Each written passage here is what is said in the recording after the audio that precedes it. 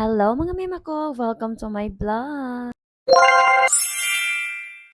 So ayan nga guys, ito na nga yung time na pupunta kami dito sa kabilang lupa kasi nga lilinisan namin dahil nga sobrang dami na nga ng damo dito at kailangan na nga siyang linisan. At ito nga yung lupa na nabili namin guys nung nakaraang vlog ko. So medyo harap lang to ng bahay namin guys, kaya kahit anong oras pwede namin itong puntahan. So ayan guys, sobrang dami na nga ng pinagdaanan naming magpartner at ito yung bunga nun guys. So hindi talaga madali ang lahat guys, kaya ayan, kailangan mo talagang maging matapang at lumaban guys kasi kung hindi, wala, talo ka talaga. Kaya ayan guys, masasabi ko lang sa inyo na kailangan yung lumaban para sa pamilya nyo. Huwag mong hayaan na matalo ka sa hamon ng buhay guys dahil kapag ikaw natalo guys, nako, ikaw lang talaga yung pagtatawanan ng iba. Mag-focus lang kayo sa goals nyo at kung ano man yung gusto nyo or mga plano nyo sa buhay guys na mag-partner. Para naman matupad yung mga plano nyo sa buhay para sa anak nyo. Lahat ng hamon sa buhay, lahat ng mga plano namin guys, ang aming tinutuunan is yung anak namin kasi sa kanya lahat tong paghihirap namin. Sobrang sarap sa pakiramdam guys na meron kayong nakikita sa lahat ng pinagpaguran nyo. Pero guys, hindi talaga biro yung lahat ng pinagdaanan namin para lang matupad lahat ng nangyayari ngayon sa buhay namin. Kaya namin gawin lahat para sa anak namin, para sa magiging future nila.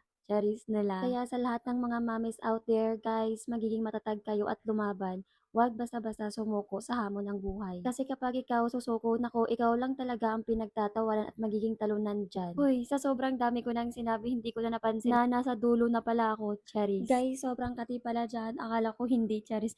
Pero grabe, naka-short lang talaga ako dyan hanggang sa matapos. Pero okay lang dahil ito yung pinaghirapan ng partner ko kaya dapat tayo yung maglilinis dito mismo. Kasi nga wala tayong ambag dito kundi sarili lang natin yung may ambag natin dito guys. Uy, ganda-ganda naman ng baby na yan. So ito yung baby namin guys. First baby namin ni 2.0 guys. So kamukha ko siya. So guys, para talaga to sa baby namin. So sa kanya talaga tong binili namin na lupa na dahil to. Guys, sinisecure na talaga namin yung future niya para hindi naman siya mahirapan pagdating ng panahon. So ayan guys, kami-kami lang yung naglilinis dito dahil nga wala naman talaga kaming lalaki dito. Kaya ayan, kaya todo sikap yung person dito at patuwad-tuwad, Charis. Oh ayan guys, kaya nyo yan. So ito guys, napaka-basic lang nito dahil nga lumaki tayo sa bundok kaya wala tayong inaayawan dito. Kahit may ahas dyan guys, hindi tayo natakot dyan kasi yung ahas nga sa bundok pinapatay ko lang. Dito pa kaya na nasa city lang, Charis. Wala talaga tayong inuurungan dito guys, lalong-lalo na kapag meron tayong pamilya na dapat sa atin at kailangan natin ilaban. Kaya kayo guys, advice ko sa'yo maghanap kayo ng taong kaya kayong ipagmalaki or pangalandakan sa buong mundo na hindi kayo tinatago talaga. At para naman magkaroon kayo ng peace of mind, di ba? Kahit hindi kayo nagsasama guys, kaya ka niyang pagkatiwalaan or kaya mo siyang pagkatiwalaan. Eh, napakaangas. Uy, ang dami mong sinabi, ang dami mong hugot sa buhay. Pero guys, totoo yun. So ayan guys, pagod na nga ako dyan kasi malapit na kaming matapos. So hanggang dyan lang muna. Bye! See you on my next vlog.